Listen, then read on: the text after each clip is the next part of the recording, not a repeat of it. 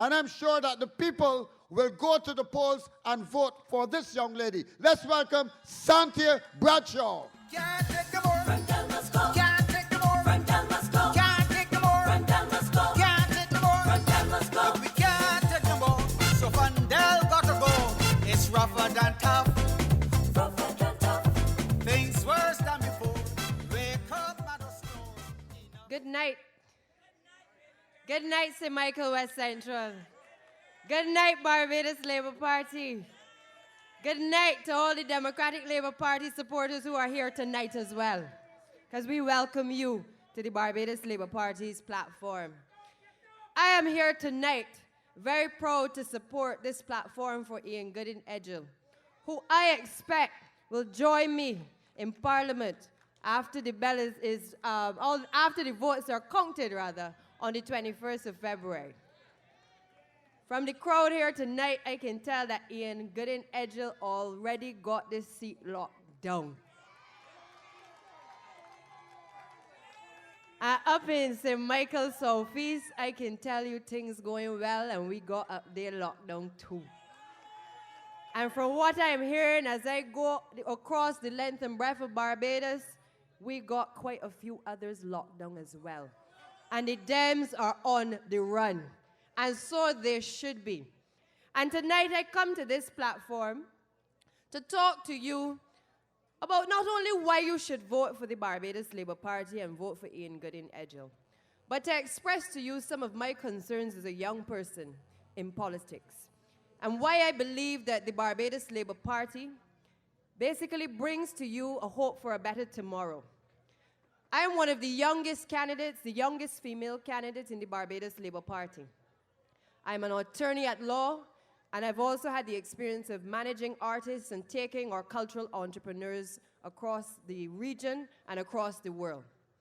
I've also had the opportunity to sit on the transport board with Ian Gooding Edgell as the chairperson. So I consider myself to be one of the best people to speak on this platform tonight about the hard-working individual that you have as the representative for this constituency. I speak to you tonight, particularly to the young people of this constituency. And my plea is simple. I ask each and every one of you to go to the polls on the 21st of February. I ask you because a lot of times our young people do not understand the importance of being able to vote. I say to you tonight that it is your democratic right to go to the polls, and you need to exercise that right with a certain degree of urgency. A lot of times, we do not fully understand the importance of voting.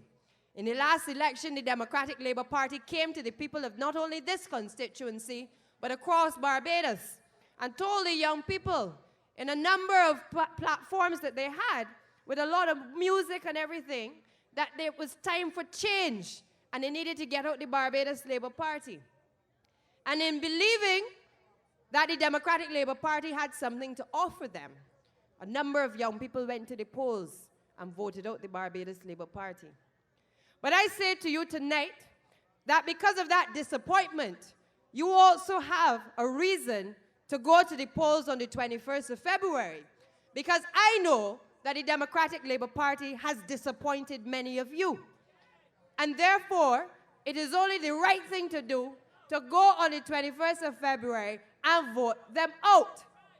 There are people who have fought for the right to vote in this country. Our forefathers have fought and struggled hard to allow Barbadians of my skin color and of your skin color to have the opportunity to be able to vote in this country. Because there was a time when if you did not have certain economic wealth and you did not bear a certain skin color, you were not able to vote in the home that we call Barbados. And therefore I say to you, do not squander the opportunity that is presented to you on the 21st of February to go out and vote in your numbers. It is not simply about voting for the Barbados Labour Party. It is also about voting for a better tomorrow. And a better tomorrow is going to be found by voting for the Barbados Labour Party. But I want to talk to you also tonight about several of my concerns as it relates to this administration. We all know we went to town and we told the current administration that their time was up because they had overstayed their welcome. And we asked them to leave Parliament.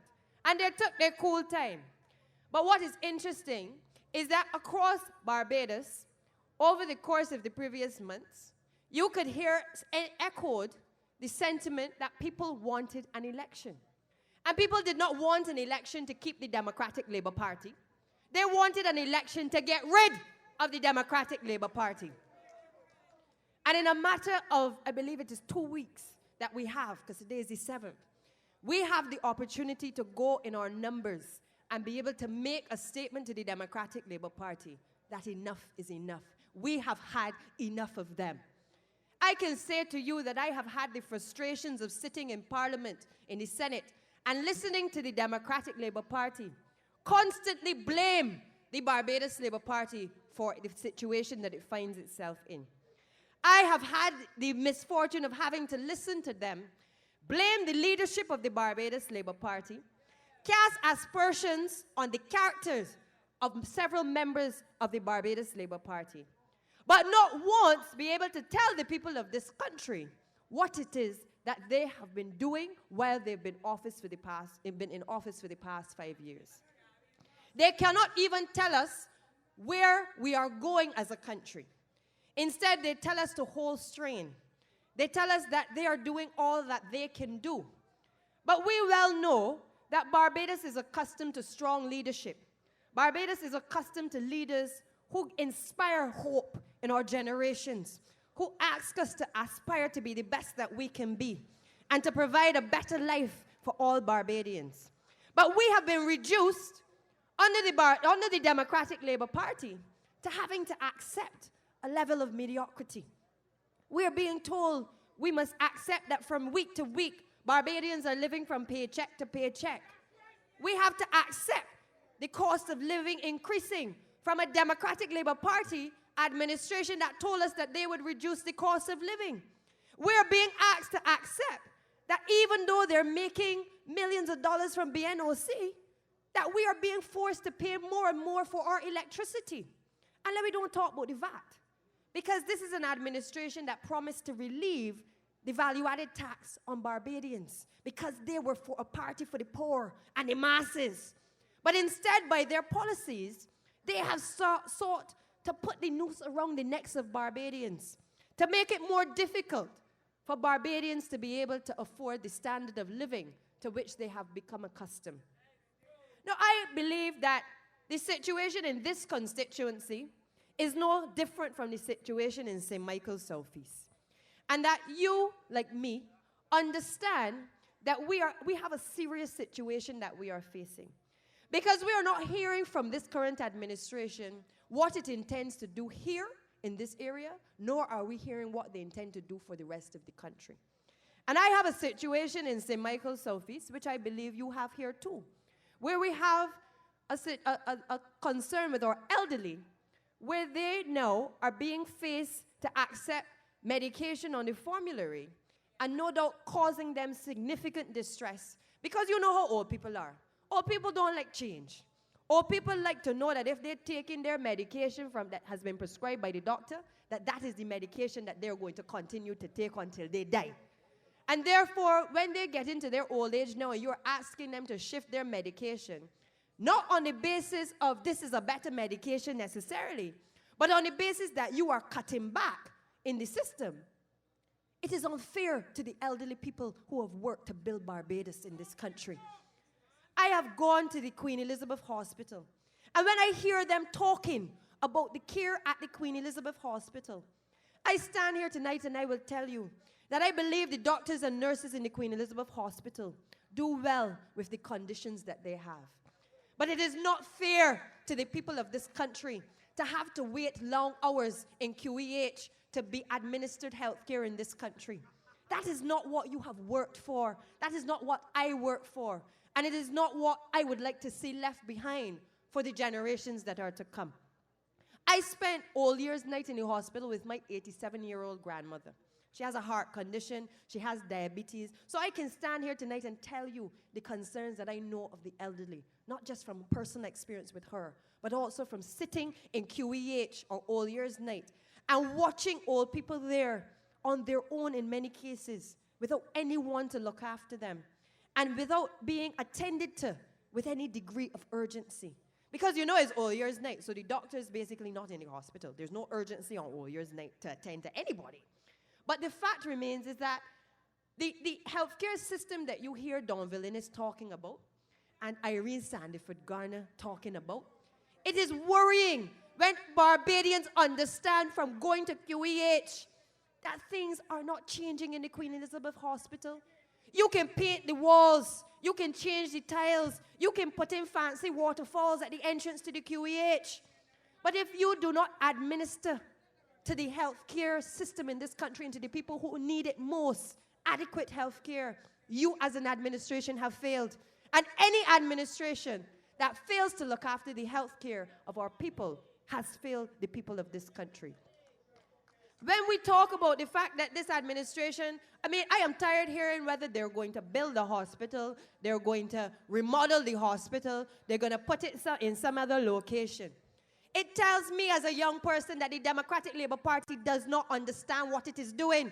It is not rocket science. I don't have to be a Barbados Labour Party supporter to tell you that this administration does not know what it's doing. I just simply have had to go through secondary education to understand that it don't make sense, that they do not speak all with the same tongue. They do not know and understand what is necessary in this country.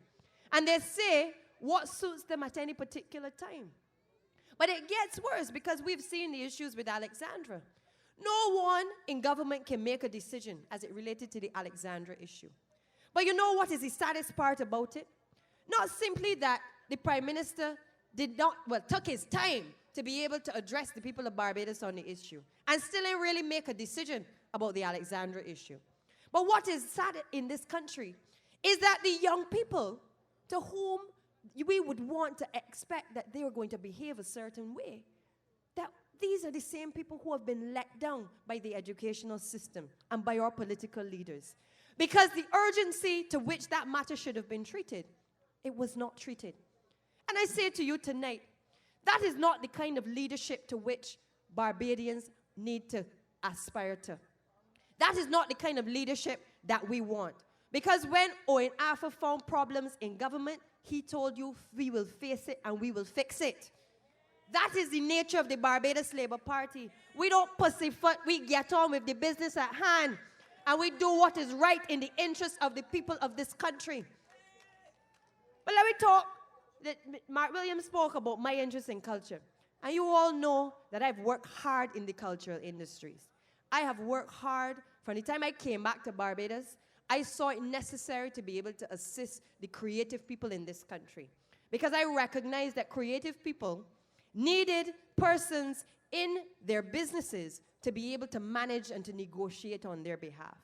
And I took it on myself with my background in entertainment law and in general law to be able to work with some of the finest entertainers in this country, working with them locally, regionally, and internationally. But we have a situation where the Barbados Labour Party left in office in 2008 a draft document called the Cultural Industries Bill. The Cultural Industries Bill was a piece of legislation left behind by the Barbados Labour Party that would have given incentives to the creative sector and to the creative industries and the creative entrepreneurs to be able to not only export their products, but to be able to have the necessary financial backing to be able to export their products beyond Barbados. It would also have attracted the investment of persons outside to bring necessary foreign exchange into this country. We have had, I believe it is 3 ministers of culture. We have had different heads of the National Cultural Foundation. And I believe right now it is probably being run by the accountant or somebody who does the gardening. Because to be quite honest, the current administration does not know what it is doing. And we find ourselves in a situation where they have had consultation after consultation on the Cultural Industries Bill. But 5 years have gone. Each minister has said it is coming soon. They are now on their way out of office. And still, the cultural industries legislation has not been passed. This is an administration that is doing and has done nothing. And the cultural industries bill did not depend on any international or global recession to pass. It simply required the brains in the Democratic Labour Party to actually do something in order to pass the legislation. But that is not enough. And I suppose when you examine the legacy of the Democratic Labour Party, it should not surprise you that they are not able to act quickly, because you have Fundal at the head right now. So we got problems. According to them, they're all headless. So we have a serious problem of leadership in this country. But I will tell you this. I believe that there is hope under a Barbados Labour Party administration. I am proud to be part of a team that brings to the fore a level of experience, but also has allowed me as a young person to be able to serve amongst those people who have led this country proudly. I am proud of the legacy of the Barbados Labour Party. Very, very, very proud. Were it not for the Barbados Labour Party, I would not have had the opportunities that I did to serve as a young person on various statutory boards. Were it not for the Barbados Labour Party, I would not have been able to access funding to be able to pilot ideas that I had for the creative sector. Under this Democratic Labour Party administration, we have perhaps seen the worst Barbados Music Awards in our history. Nobody even talk about the Music Awards this year. Why?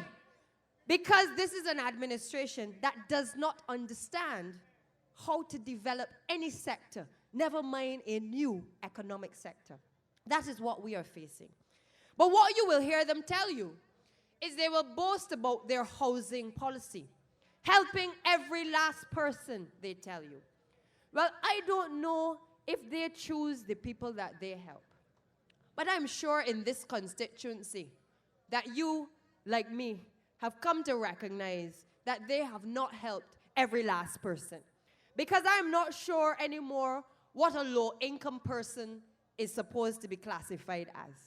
Because all of the low-income people that I know have not been able to afford a number of the houses that the Democratic Labour Party would wish us to believe that they have in their housing stock. A number of them cannot afford either to rent or to purchase a number of those houses. A number of them do not even qualify on their salaries to be able to afford the housing stock that the Democratic Labour Party would want to hear and boast about. And I am aware of a situation where they took photos with Frundell, staged the whole thing in the paper, and then take out the furniture, had to go back to where it came from, and the woman had to hand back in her keys. That is the nature of the Democratic Labour Party. All they do is come and try to get the headlines. But at the end of the day, when you ask the questions, the people still have not benefited. Because that particular woman still has not been able to move into her accommodation, despite being spread all over the newspaper as having acquired housing in this country. I say to you tonight, the Barbados Labour Party's record on housing is strong. Under a Barbados Labour Party government, you saw small and medium-sized contractors getting work in this country. Today, that is almost non-existent. You have people coming out of community college, coming out of skills training, coming out of SJPP with certificate and skills to be able to work as artisans and masons in this country, and they cannot find work. When we talk about the boys on the block, and we talk about families not being able to support their own, that is not as a result of the Barbados Labour Party that I know. It is as a result of the Democratic Labour Party administration. Because a Barbados Labour Party administration, and you tell me if I'm wrong, when the Barbados Labour Party is in, BLP people just have money in the pocket. DLP people just have money in the pocket. Even if you don't vote for neither the two, you just got money in your pocket. But under this administration, not even the DLP people got money in the pocket. And it is wrong. Because when we talk about building a better tomorrow, We don't have a better tomorrow for BLP supporters. We don't have a better tomorrow for people who vote for the Barbados Labour Party. We speak of a better tomorrow for Barbadians. And that is the message that must be echoed not only in this constituency, but across Barbados. Because when we hear people talk about their frustrations with the electoral process, and about politicians who say one thing and do the next, and about victimization in the public service, it is because of the policies that people have advanced over the years, victimizing people because they support a political party and don't support another. I say to you that we must start the journey to end that type of victimization in this country. And that a Barbados Labour Party platform, I am confident, in the next administration will bring an end to such. In St. Michael's South East, I tell people, I don't represent only BLP people. Even if you support the Democratic Labour Party, my policies when I am the next representative for St. Michael's South East must be able to redound to the benefit of all of the people of St. Michael's South East. And what I do as a member of the Barbados Labour Party when we are the next government must give a better tomorrow to all Barbadians and not simply to Barbados Labour Party supporters. That is what I believe. That is why I, as a young person, follow the Barbados Labour Party. I got Barbados Labour Party blood. If you prick me, I'm going to bleed Barbados Labour Party. You can see the words coming out, BLP. I grew and bred Barbados Labour Party. And for those of you who don't know, I grew up in Brandon's Gap, Dickens Road, St. Michael. You understand? So I am closer to this constituency than you know. And I walked about all of these areas when I was a young child. So I know the concerns expressed in this constituency are no different from those on the borders of this St. Michael constituency. But again, I say to you that this Democratic Labour Party administration can only mount a platform over the course of the next 2 weeks that seeks to ridicule the Barbados Labour Party members. They can only come on a platform and say to you, there is conflict in the Barbados Labour Party. They can only run ads and tell the people of Barbados that they must not vote for the Barbados Labour Party administration. But they cannot, in all good conscience, come to you, the people of this country, and tell you what it is that they have done for Barbados. They cannot tell you what is their vision for this country. They cannot tell you that your lives are better because you elected them in 2008 and that your lives will be better 5 years from now if you elected them again. They cannot tell you that. And the reason they cannot tell you that is because they have no vision for the people of this country. And I will say it time and time again, where there is no vision, the people will perish. But there is hope for the people of this country in the Barbados Labour Party. I tell people this election is not about voting simply BLP, because we telling people things dread and voting red. This is about sending a message to politicians in this country that do not promise things that you cannot keep. Level with the people of this country and tell them what is realistic. Give them realistic expectations. Take them where you want them to go. But you must be able to lead by example. You must not do things that you are then held up to ridicule in this country and have people wondering what it is politicians are all about. You must not lower the standards in Parliament to make it sound like you're having some debate in a rum shop. That is not what Barbados and Barbadians are accustomed to. And to those in the Democratic Labour Party who say that the Barbados Labour Party brought a whole bunch of artists to perform, I challenge them because I know we got another 2 weeks to go. I challenge them because we got word that they're bringing artists from outside. We don't have a problem with artists from the Caribbean coming here. We don't have a problem with artists from anywhere coming to Barbados. I will never stand on a political platform and tell you we have a problem with foreign artists or regional artists coming to this country. What the Barbados Labour Party will have a problem with is if we have 40 or 60,000 US dollars to give to creative people. and we put it outside before we give it to our own. Because we maintain that we must put the money in the hands of the people who help support this economy first, to be able to help them to compete with those in the region who are successful and those in the rest of the world who are successful. So I say to the critics who tell us that we mount a platform and we bring all these artists and we are creating a big song and dance, go and come again. Because that is not the Barbados Labour Party way. We don't choose DLP and BLP artists. We choose artists. And so long as I am a member of the Barbados Labour Party, that will be the way of the Barbados Labour Party from now on. I ask you all tonight to support Ian Goodin Edgell. That is why I am here. I ask you to support him because I believe that he will bring you excellent representation. I know that this man, I remember him serving as chairman of the Transport Board. And I remember he was very meticulous in every single thing that he did. Very charismatic, very thorough in every decision that he has made in public life. And I expect no different when he is elected as the next representative for this constituency. I ask each and every one of you, young, old, in between, give him your support on the 21st of February. Help us in the Barbados Labour Party to have a cadre of members of parliament who can get on with the job at hand. Because we need people with the experience of Ian Goodin Edgell in tourism and employment in this country.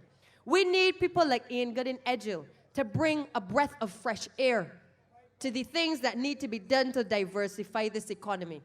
Because when you look at the damage that has been done by the current administration in our key economic sectors, we know that the Barbados Labour Party has a serious task ahead to be able to rebuild this economy. But the good thing is we are not afraid. We are not afraid. As a Barbados Labour Party administration, we know what we left in 2008. We know the nonsense that the Democratic Labour Party has done over the course of the past 5 years. But it does not cause us to run away from what we know we have to do. And for many of us who come to public life at this time, we know that this is one of the most difficult times in our lives to enter public life, because we are going to have to work hard as hell to be able to turn this country around. But the difference between us and the Democratic Labour Party administration is that we accept the task at hand. We're not there to squander your money, but we understand that we will have to make sacrifices in government to be able to make sure that each and every one of you are able to have a better standard of living. We understand that from our heart. And we understand what is necessary to take this country forward. Because when you look at the damage that the Democratic Labour Party has done to some of our key sectors like international business and tourism, it makes you wonder whether this administration is serious about the job at hand. Over $2 billion in revenue loss in the international business sector. And no doubt the numbers are growing. And we ask ourselves, when they come to Parliament and rush legislation through, are they serious about what they're doing in this country? Over the course of the past few months, we have seen the Democratic Labour Party rush to Parliament with a steady flow of legislation. We know from the debates that the legislation has fundamental flaws in it. But because of their urgency to come to the people in these polls and tell them that they have done something, they have rushed the legislation to Parliament, not caring whether or not it is flawed. I believe that as a government, if you come as the highest office in the land to the people of Barbados, you have to come with almost perfect legislation. They take the view that they have to leave something for the lawyers to do. I take the view that if you are going to say to our people that we must aspire to be the best that we must be, it has to start in Parliament. And therefore, it is not good enough to say that you can come back and revise legislation and amend legislation. Let us get it right as best as we can at the first go. So when you hear them come to Parliament with legislation for the transfer of terrace units bill, they rush that to Parliament because they know that in 2008 they promised persons who own terrace units that they would be able to acquire the units after 20 years. And they know that 5 years have gone, and several of those persons have not received title deeds to their properties. But they do not come with clean hands. They do not come to the people of this country with clean hands. Because if they did, they would tell the people of this country that apart from passing the legislation, there are a number of things that have to be put right before persons can receive their title deeds. Because in a lot of cases, the lands have not been surveyed. People cannot, after this legislation has been passed, go to a bank and borrow money to extend any part of their property. They cannot take the title deeds anywhere to be able to borrow any sums of money. And therefore, there are people who want to believe, a lot of our elderly people believe that they own the piece of the rock as the Democratic Labour Party have told them. But whilst the intention is there, they have lied to the people of this country by bringing legislation which in effect will not empower the very people to whom they have told us that they wish to empower. But I say to you, those are just a few examples of how the Democratic Labour Party has failed this country. But the Barbados Labour Party will certainly restore confidence in the economy. I believe that with the cadre of people that we have, along with Ian Goodin-Edgell, myself, and others, not only in St. Michael, but all the other constituencies, that we will be able to restore the confidence in this country that you, the people of Barbados, deserve. I say to you, give Ian Goodin-Edgell your vote on the 21st of February. Do what you know is right. Vote red. Things are dread, and we're voting red. Good night, and God bless. Thank you.